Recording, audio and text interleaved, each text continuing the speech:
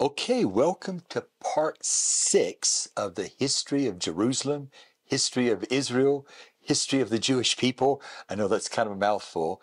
And we're going to finish up going through modern day history of Israel, including some of the things that are important for us to know about today. Now, there's going to be one more session, and that is we're going to be talking about the spiritual significance of Israel.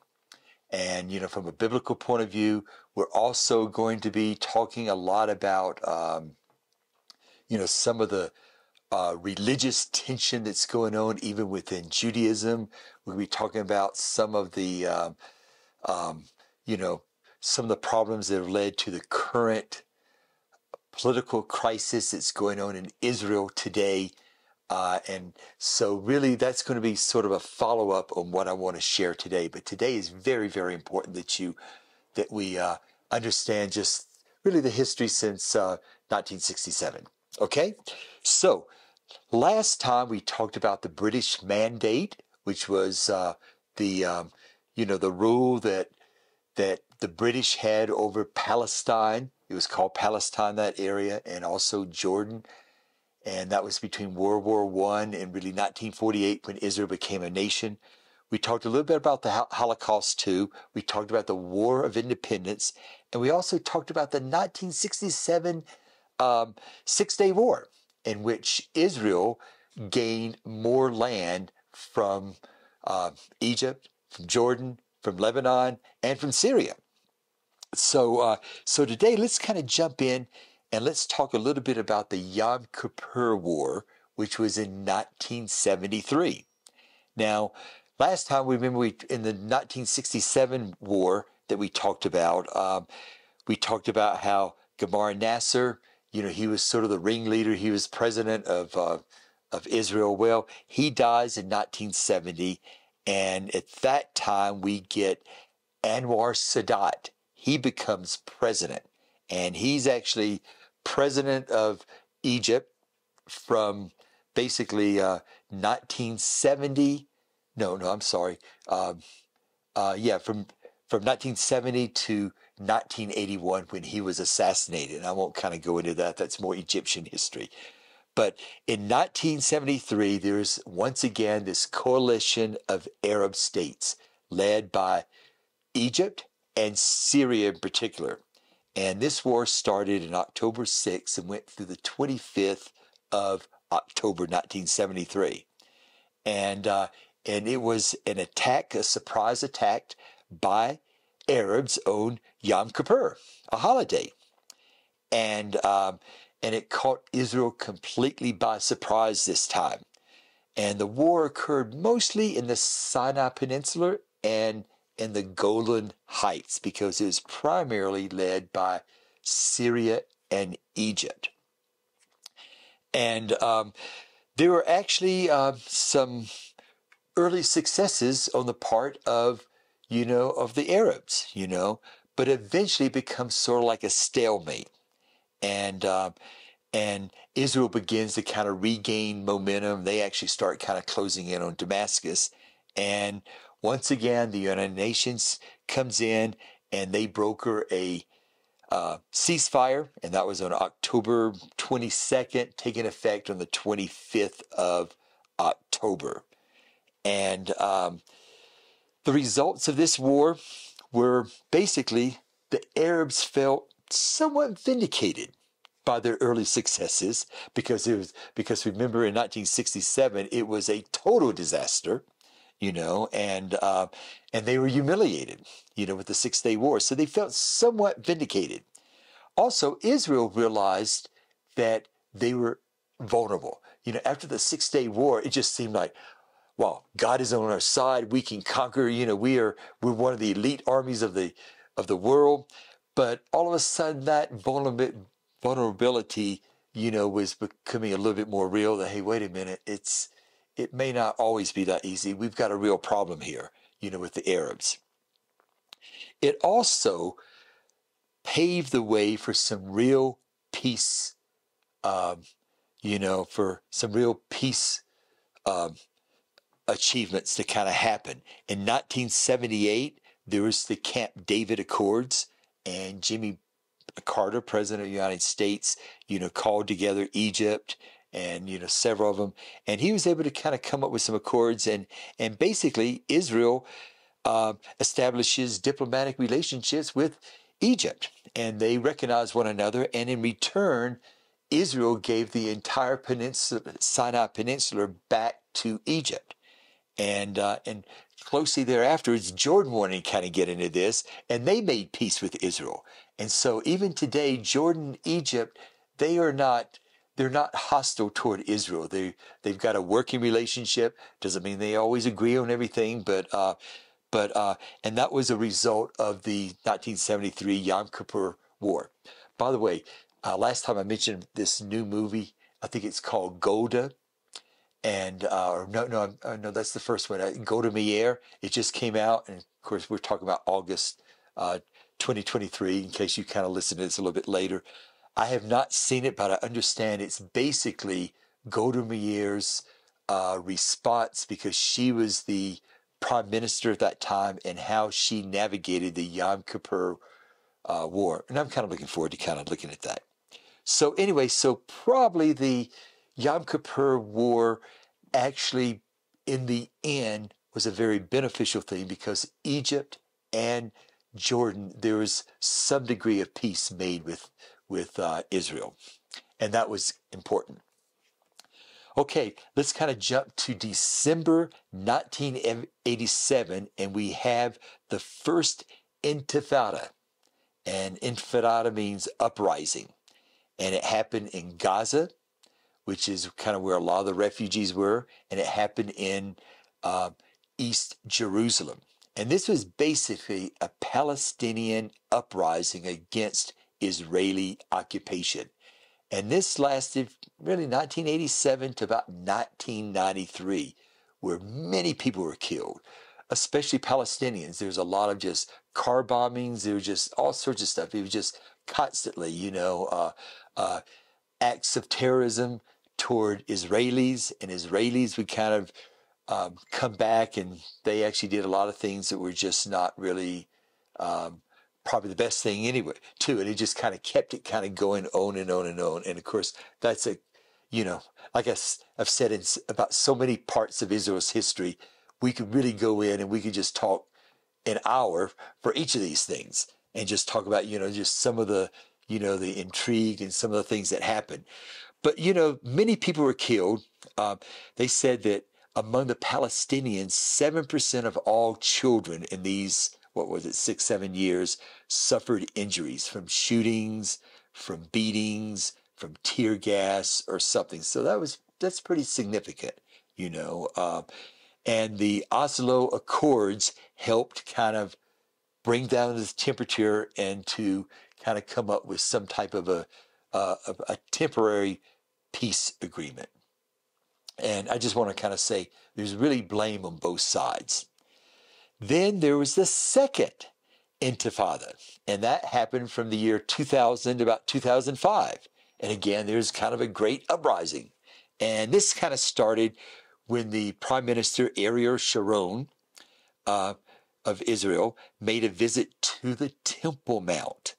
And remember, the Temple Mount, you have the Dome of the Rock. It's considered belonging to Jordan. In fact, after the, even after the 67 war, the 73, Yom Kippur War, it being agreed that, that Jordan would kind of administrate, and the Temple Mount would be left for the Muslims to worship there. That was the agreement. Well, he makes a visit to the Temple Mount, and it was very provocative to the Muslim population. And so again, you have large riots breaking out in the old city of Jerusalem. They spread to the West Bank. They spread to Gaza. And it just, it was just kind of a bad, you never, when you're in Israel, you just never knew when, there's going to be a bus bombed or something like that. And so in 2005, Prime Minister Sharon and Mahmoud Abbas agreed to end all violence. And in return, Ariel Sharon, the prime minister of Israel, agrees to release 900 Palestinian prisoners that had been taken prisoner, during the Second Intifada. And by the way, Mahmoud Abbas, he has been the leader since, early 2000s, I think, and he still is somewhat, although he's pretty old right now, of the Palestinian, the Palestinian part of the West Bank, and he's been moderate in some ways, rather reasonable, willing to negotiate at times. Other times he seems to be not so much. But in this peace deal that they kind of got together, and I guess it's 2005, Israel also agrees to withdraw its forces from the occupied area. So before that, Israeli forces, army, were in the West Bank and in Gaza. And so they pulled out and they agreed to let Palestine the Palestinians have a degree of self-governing, autonomy. They could kind of rule, they could kind of police their own, they could do all the police work, they could do a number of things. Now, Israel still pays for all the utilities, and they help support a lot of the infrastructure in the West Bank and in Gaza.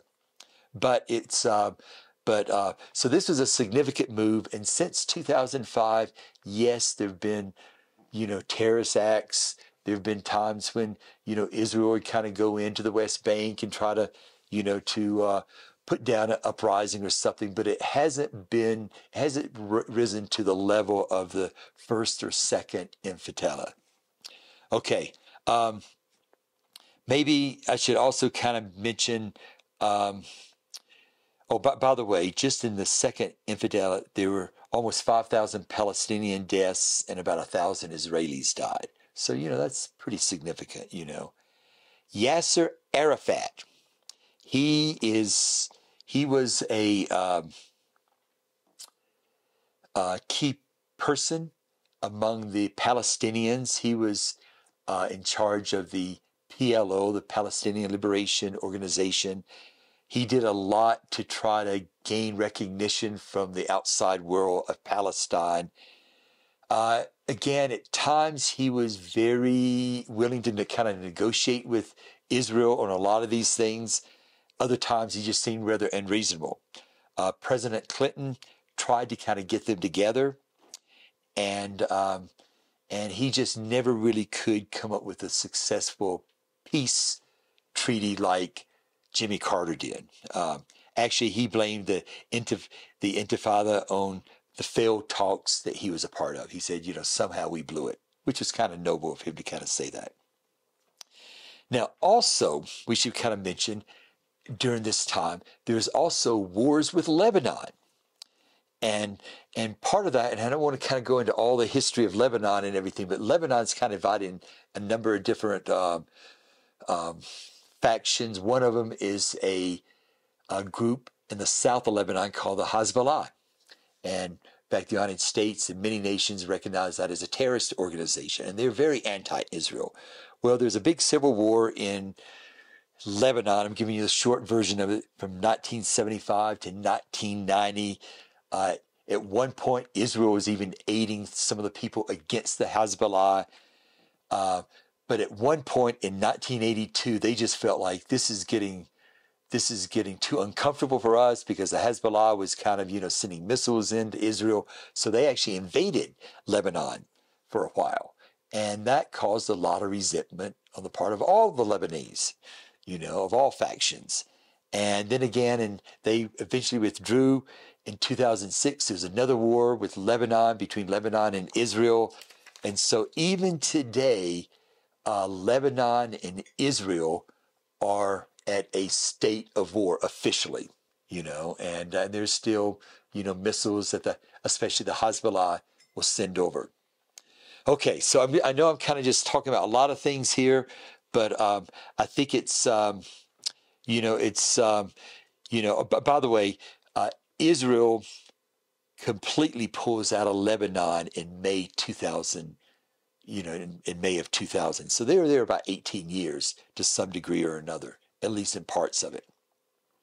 So today, there is the West Bank, which is the area along the Jordan River. It goes all the way to Jerusalem. It goes north to the land of Galilee. And one of the things that Israel has done, they have built a wall around the West Bank. And Gaza also, which is kind of located south of Tel Aviv.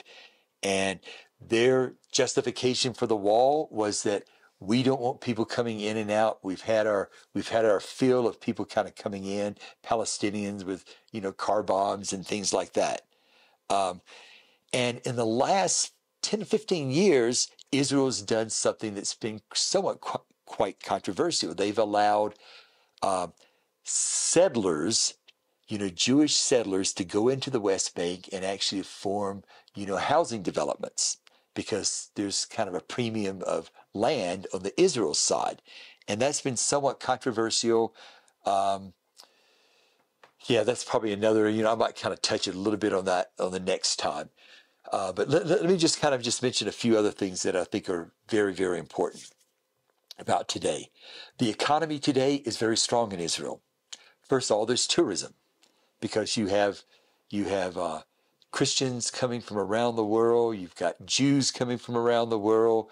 It's even secular people love to go to Israel because it's just fascinating. So tourism is a major pillar of their economy. Probably even more now is the high-tech boom. In fact, Israel is second only to Silicon Valley in the high-tech industries that are going on.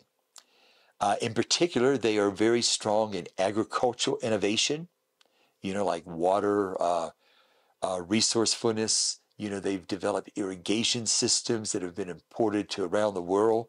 And by the way, they've also given a lot of that technology to a lot of the Arab neighbors too, because they feel like, because it's dry places too, and if we can help them out, that would be good. So they've done that. They've also done a lot of R&D, research and develop, in security systems, encryption, espionage. In fact, they are probably the world's leaders in that area. Medical technology, they are, they've done a lot of R&D, research and development there. And the areas where it's especially in Israel where there's a lot of just high tech, that kind of calling the Silicon Valley would be Tel Aviv, Haifa, and now in the last 5, 7, 8 years, Jerusalem as well. A lot of startups happen in Israel. And there's the government is given all sorts of tax incentives, where they don't have to pay tax or as much if they bring their companies there and start their businesses there. There's a lot of venture capital flowing into Israel. So that has become a very important part of their economy. And I'd say maybe the third area is agriculture, because not only do they provide food for themselves, but they also export, to places, maybe not around the world, but certainly to Europe, to parts of Asia, to Africa, and the rest of the Middle East. So those are probably what the economy, and if you visit there, you can see evidence of all three of those. Let's kind of talk about waves of immigrants that have come into Israel. When Israel first became a nation, 1948, in the 1950s, you had a lot of people from the Middle East, North Africa, because a lot of people don't realize this, but there are thriving Jewish communities all across North Africa, all throughout the Middle East, in Iraq, Iran. And there is a migration from those places into Israel. And that was sort of the steady flow during the 40s and 50s. You also had a lot of Eastern Europeans, especially survivors from World War II. Then after that, and we're probably talking about late 50s, 60s, maybe part of 70s right now, you had a lot of Ethiopians. You say, well, why Ethiopians? Well, because there's a lot of Ethiopians that consider themselves Jewish.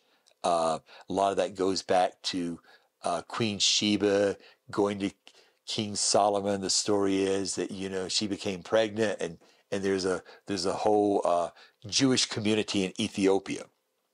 The Russians, after the fall of the Soviet Union, Russians flocked to Israel, and that was probably especially in the 1990s. And then in the early 2000s, it was Latinos that came over, from Mexico, Argentina. In fact, Jewish communities all over Latin America, they started kind of flooding into Israel. And then in the 2010s, in the last 10, 15 years, there's the leading group of immigrants has actually come from France, which is one of the largest populations of Jews today. So what we see is Israel has become a melting pot. I know here in the United States, we consider the United States a melting pot. Well, it's nothing like what you see in Israel. And so it's a melting pot of peoples, ideas, languages, cultures, socioeconomic backgrounds, all that.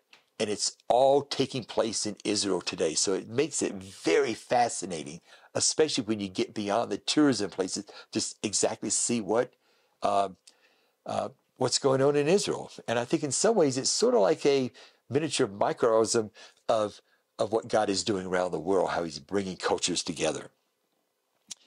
Okay, among Judaism, there's different groups of Judaism. There are the ultra-Orthodox, or you might call them the Haredim.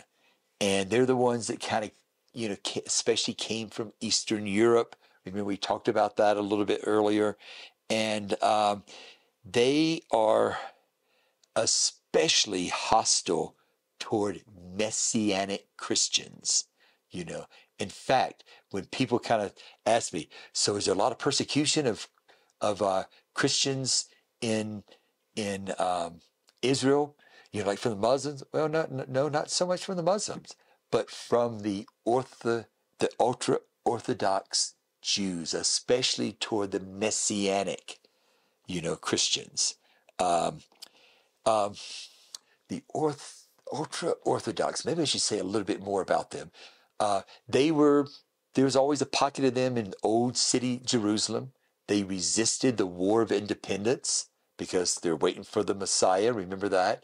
But they started flooding in from Eastern Europe, both before the War of Independence and afterwards. And so in order for the Zionists, those who wanted to become a country, their own country, to get the support of the ultra-Orthodox, they made some significant concessions. One, they said, listen, once we become a country, you won't have to serve in the army. You won't have to serve in the military. And then the other thing said, and if you won't, you don't really have to work. We'll support you just to study Torah.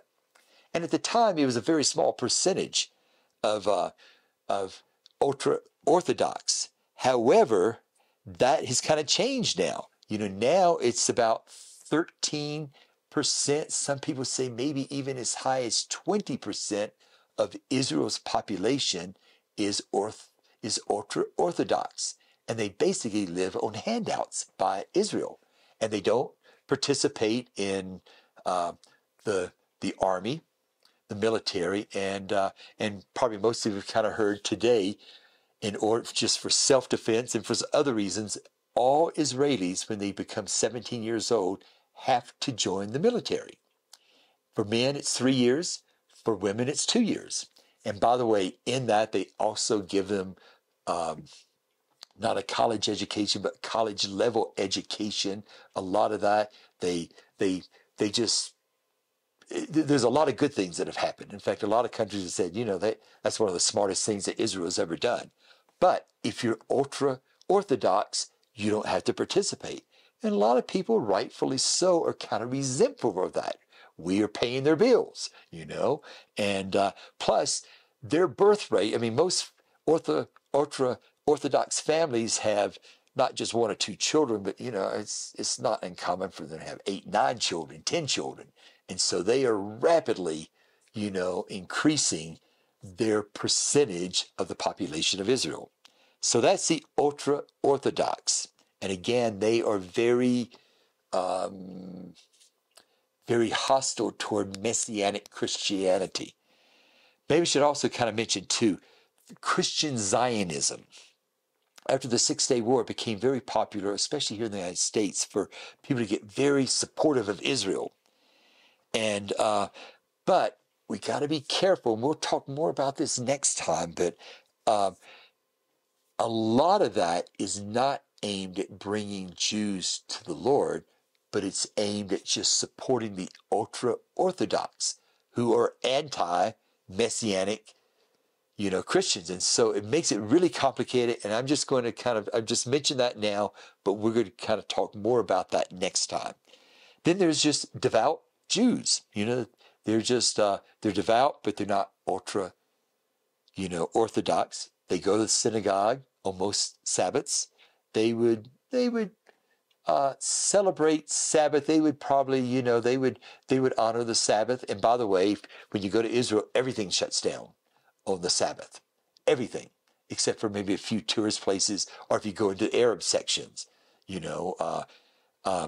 and public transportation, there isn't any on the Sabbath. And then there's the secular intellectuals. They might say, well, maybe there's a God, but they're not really religious at all. And a lot of them came out of the kibbutz movements. Maybe their grandchildren now, maybe their grandparents were, but that's how they've been shaped. Something a lot of people don't realize, there's a lot of Arabs that are in Israel. I'm not talking about the West Bank. I mean, right now, they're in the population of Israel. We're not counting the West Bank, but citizens, there's, as of last year, about 9,656,000, almost 10 million. Over 2 million of them are Arabs, about 21%.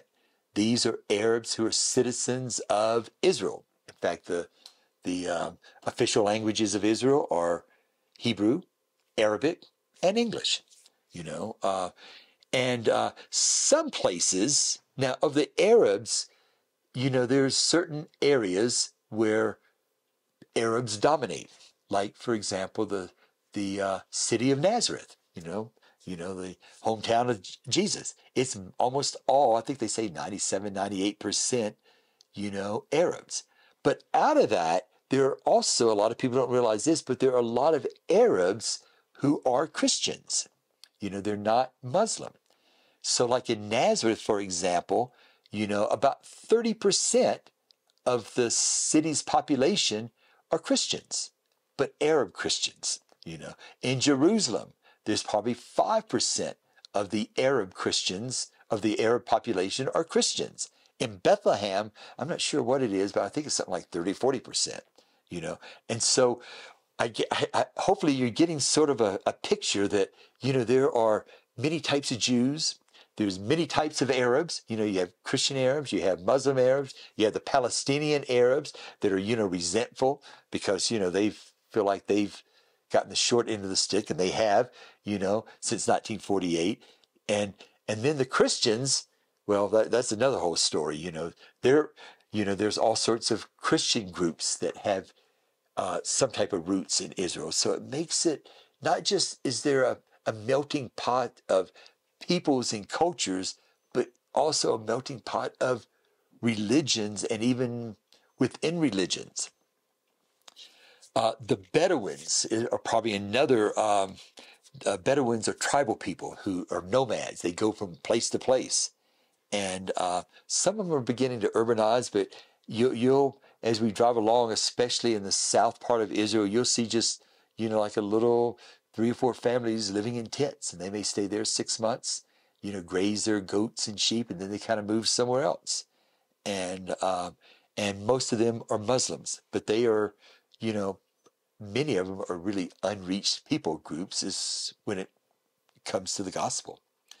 So, well, we've covered a lot here, but I think this is probably a good place to stop. Next time, I'm going to kind of finish talking about, like I said, the spiritual significance of Israel and a little bit more about just some of what's happening, within Christianity there today. Most of it's good, but, there's, whenever God's doing something, there's always, the enemy trying to kind of come against what God's doing. So we'll talk about that in our final session. Thanks.